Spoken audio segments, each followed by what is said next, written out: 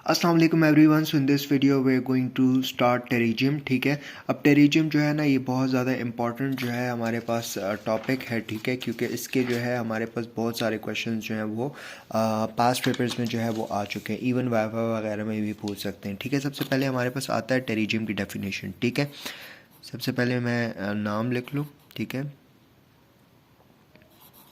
अच्छा, अब टेरिजियम जो है ना ये हमारे पास डीजेनरेटिव डिसऑर्डर है कंजक्टिवा का। ठीक है, डीजेनरेटिव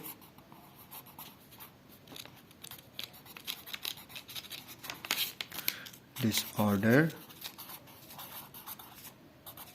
ऑफ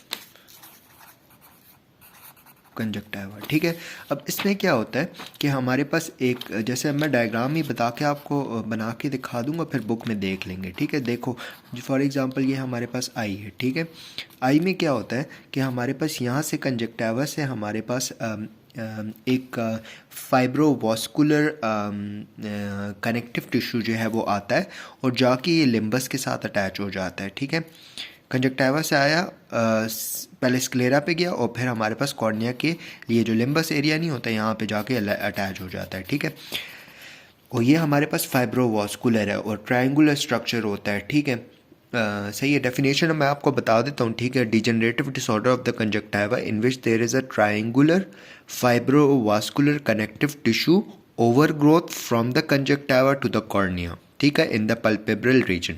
अच्छा, इसके बाद हमारे पास ना इसकी तीन पार्ट्स होते हैं। एक हमारे पास होता है हेड। ठीक है, एक हमारे पास होती है नेक और फिर ये हमारे पास हो गई बॉडी। ठीक है, अच्छा, फिर इसमें एक हमारे पास बात होती है ना कि ये जो टेरिजियम है ना ये हमारे पास इवन कॉर्निया तक भी पहुंच जाता है। कॉर्निया में ना यहाँ पे आयरन की डिपोजिशन स्टार्ट हो जाती है जिसको हम कहते हैं स्टॉक लाइन। ठीक है, वो मैं बाद में बता दूंगा स्टॉक लाइन कहाँ हमें दिखती है and stuff like that, but ये याद रखना है कि हमारे पास कॉर्निया में स्टॉक लाइन आयरन की डिपोजिशन होती है। ठीक है, अच्छा जी, अब हम लोग आते हैं कॉजेस पे। ठीक है, एटियोलॉजी की बात करते हैं। ठीक है, देखो सिनारियो में बताऊंगा। ठीक है, चार चीज़ें उसको पक्का पक्का याद हो जाएगा। ठीक हो, सबसे पहले मैं अस्पताल जा रहा था ना, अस्पताल जा रहा था तो बहुत ज़्यादा डस्ट थी, लाइक बहुत ज़्यादा डस्ट थी। ठीक है, तो डस्टी एटमॉस्फेयर था।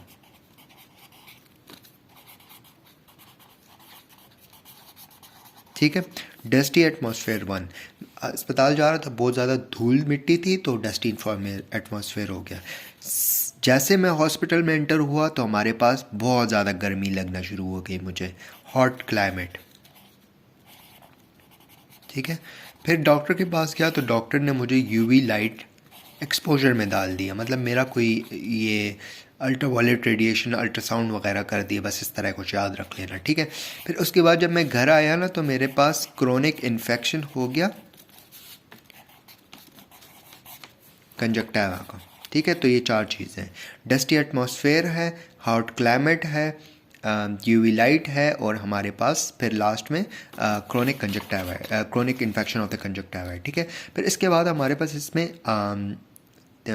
तीन इसकी टाइप्स होती हैं ना। एक हमारे पास है प्रोग्रेसिव, एक हमारे पास है स्टेशनरी, ठीक है, और एक हमारे पास है रिग्रेसिव।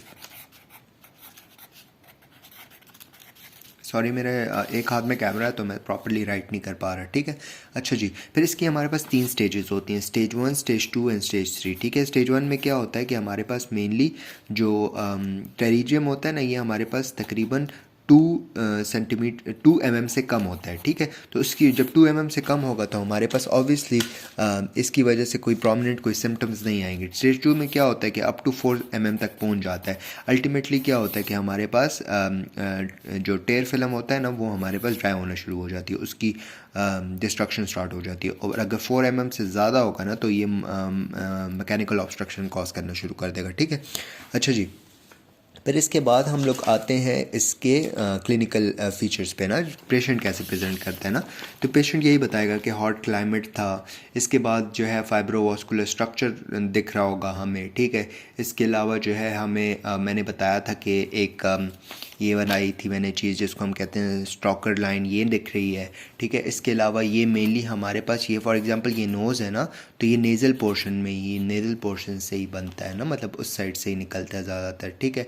फिर इसके बाद ना हमारे पास डिटोरिएशन ऑफ विजन भी होती है इसमें, मेनली किस वजह से होती है, एस्टिग्मेटिज्म की वजह से होती है और हमारे पास मैकेनिकल ऑब्स्ट्रक्शन की वजह से होती है, ठीक है। अच्छा जी, इसके बाद हम लोग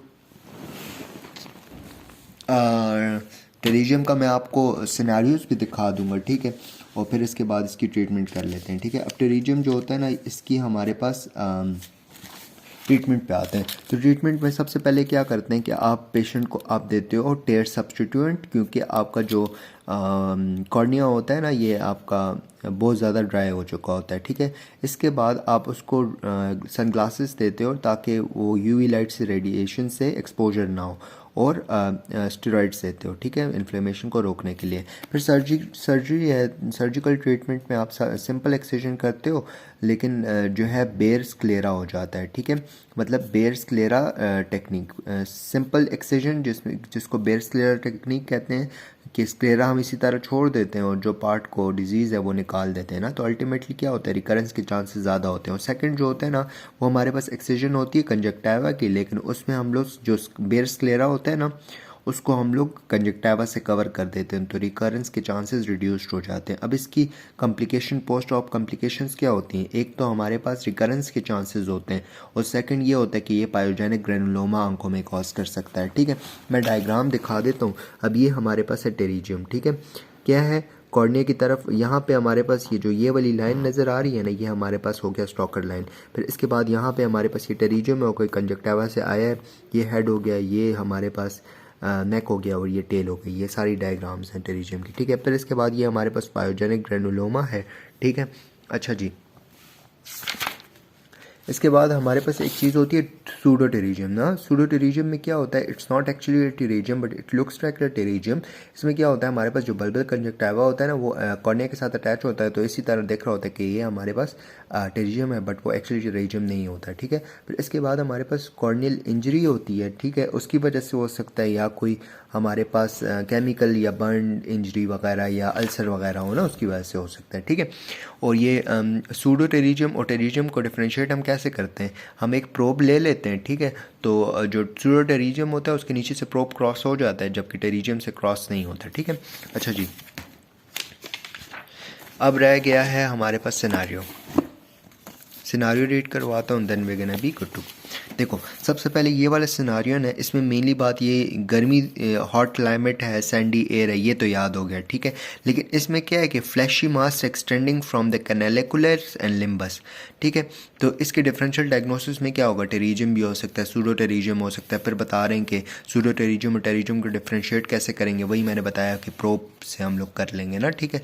फिर ट्रीटमेंट पे सर्जिकल एक्सेशन होती है सिंपल, ठीक है, और फिर कंजक्टिवल एक्सेशन होती है, और क्राफ्टिंग और अग्रहण लेज़र होता है। सेकंड वाला देखो, हॉट एनवायरनमेंट है, फार्मर है ना, ऑब्वियसली धूप में काम करता है, और नेज़ल साइड जो है वो उधर से निकल रही है, एनकॉर्चमेंट ऑन द लिम्बस, ठीक है, लिम्बस तक जाकर अटैच हो गई है, ठीक है। फिर ये भी हमारे पास मीडियल साइड से निकल रही है, ठीक है, और कंजक्टिवा एंड कॉर्निया में जाकर चिपक गई है, ठीक है। फिर ये भी हमारे पास नेज़ल साइड से निकल रही है और कॉर्निया में जाकर चिपक गई है, ठीक है।